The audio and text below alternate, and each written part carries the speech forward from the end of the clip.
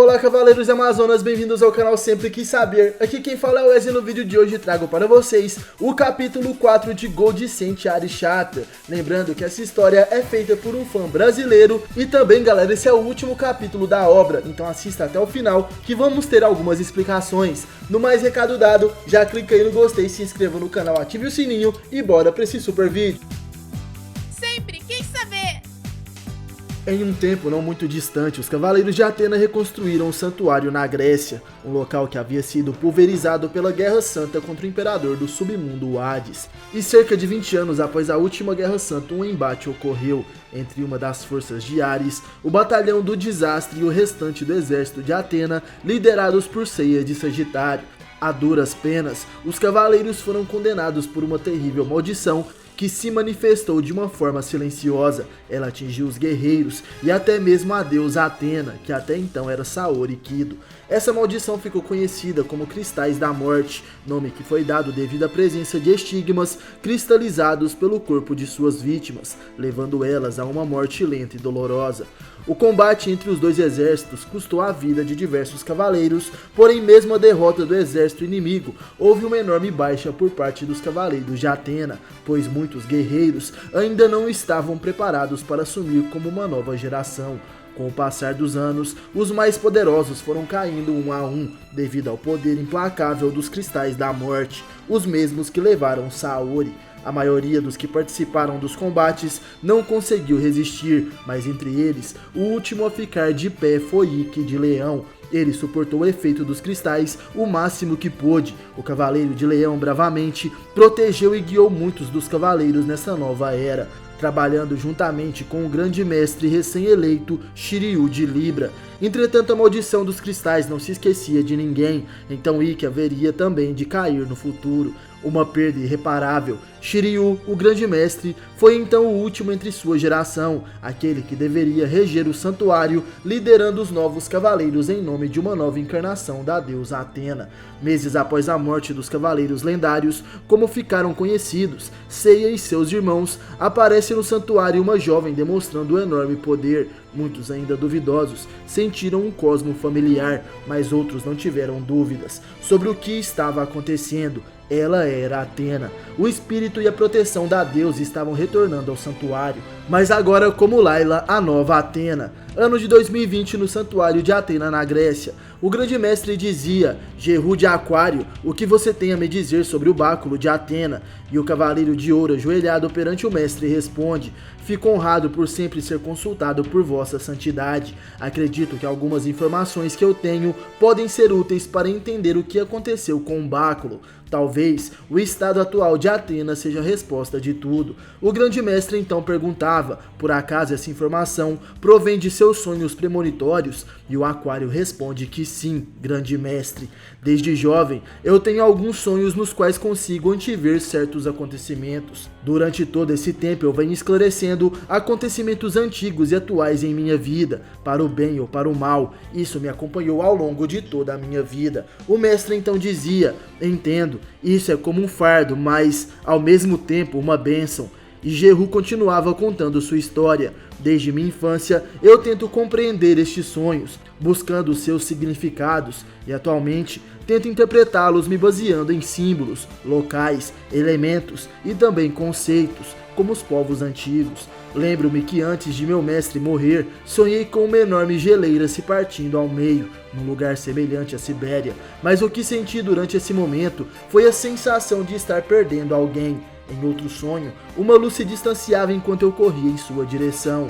Ali eu senti a mesma tristeza, o que depois viria a culminar com o desaparecimento da minha irmã mais nova. Nesse momento, o grande mestre se pronuncia: estes são sonhos aos quais muitos não dariam importância, mas levando em conta quem foi teu mestre e onde treinaste, não percamos mais tempo. Diga a relação que acreditas existir entre teu sonho e o báculo de Atena. Nesse momento, Jehu começa a explicar o seu sonho. Bem, esta noite eu tive um sonho muito peculiar. Pode parecer sem sentido, mas sonhei com duas torres incompletas. Em cada uma dessas torres havia símbolos familiares. Por tudo que observei, eu concluí que essas duas torres seriam como Ares e Atena. Digo isso porque eu percebi que esses símbolos eram fáceis de se identificar. O primeiro era uma lança, já o segundo símbolo de Nick, a deusa da vitória, porém um tanto quanto desgastado, e de repente alguém dizia: "Isso significa apenas uma coisa, Athena está incompleta." Jehu então fica surpreso: "Mas quem está aí?" E o grande mestre dizia: "Então você resolveu aparecer, que oportuno." O cavaleiro de Aquário gritava: "Quem ousa invadir a sala do grande mestre?" E nas sombras entre os pilares vemos a silhueta de alguém, um cavaleiro de ouro, representante do signo de Câncer. Ele então se pronuncia: "Perdoem-me, cavalheiros. Eu estava ouvindo atentamente essa conversa e percebi que posso acrescentar algo de útil nesse assunto. Se vocês dois me permitem, né?" Jehu de Aquário fica indignado. Esse cara estava aqui todo esse tempo e eu não havia percebido nem mesmo a sua presença. Apesar de trajar uma armadura de ouro, ele emana uma aura sinistra. O grande mestre então nos apresenta aquele cavaleiro. É Sileno de Câncer, o mensageiro da morte. Como sempre, sorrateiro, sobre o que queres falar? E Jehu nesse momento dizia: "Um momento, grande mestre. Sileno, o que você quer dizer com Athena está incompleta?" E o cavaleiro de Câncer então responde: "Tenha calma, boneco de neve. Eu acredito que o seu sonho tem muito a ver com o que eu vou dizer. Sendo bem direto, eu acredito que nesta Guerra Santa, tanto Ares como Athena estão com problemas bem sérios. Quando você citou 2 torres incompletas, isso me fez pensar sobre desvantagens. Assim como Athena não possui em mãos Nick, Ares também tem um grande problema. Desde os tempos mitológicos, Ares foi gravemente ferido no peito por uma misteriosa arma. Atualmente, essa é a mesma que Athena usa, na ausência de Nick. Aquela menina não é genuinamente o corpo de Athena. Então, seguindo a lógica do seu sonho maluco, o fato do símbolo de Nick estar incompleto pode significar que o espírito de Athena não possuiu completamente aquela garotinha."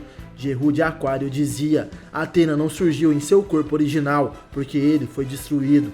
Então a única forma de renascer seria tomando um corpo humano. E também temos ciência de que Nick sempre está ao lado de Athena. Eu odeio admitir isso, mas você deve estar certo." Sileno diz que é isso mesmo, e o grande mestre se pronuncia: "Em suma, Nick está ausente, pelo fato de Layla não ter incorporado totalmente o espírito de Athena, é isso?"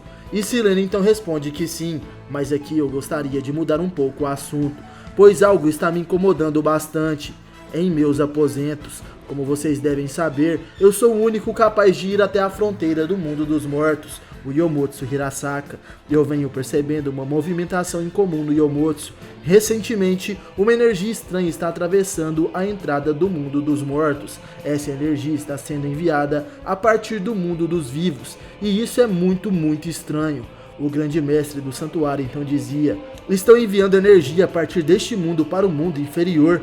Por que fariam isso? O que poderia ser? Quem estaria fazendo isso?" Sileno então fala: "Eu também adoraria saber mais sobre isso, grande mestre. Resumindo, eu não posso atravessar para além do Yomotsu, então você precisa de alguém que possa acessar o mundo inferior. Eu estou com a leve suspeita de que Ares esteja por lá." Nesse momento, Jehu de Aquário se pronuncia: "Estando gravemente ferido, seria lógico estar escondido em um lugar assim. Se tudo for como você disse, Sileno, seria uma enorme vantagem atacar Ares antes de sua total recuperação.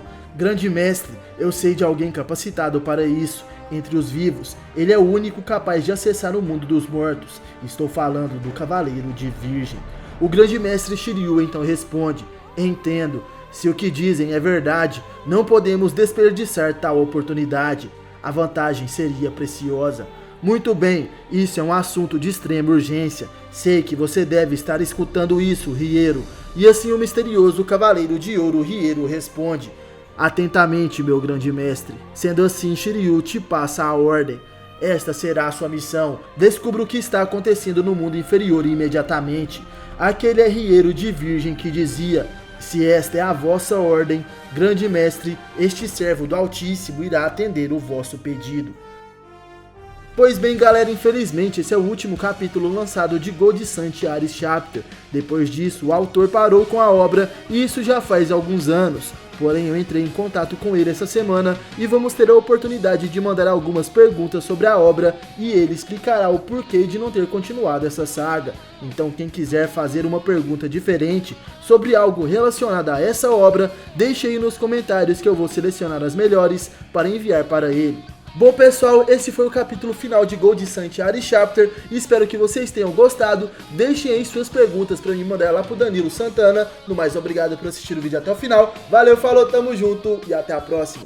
Você já sentiu o Cosmo?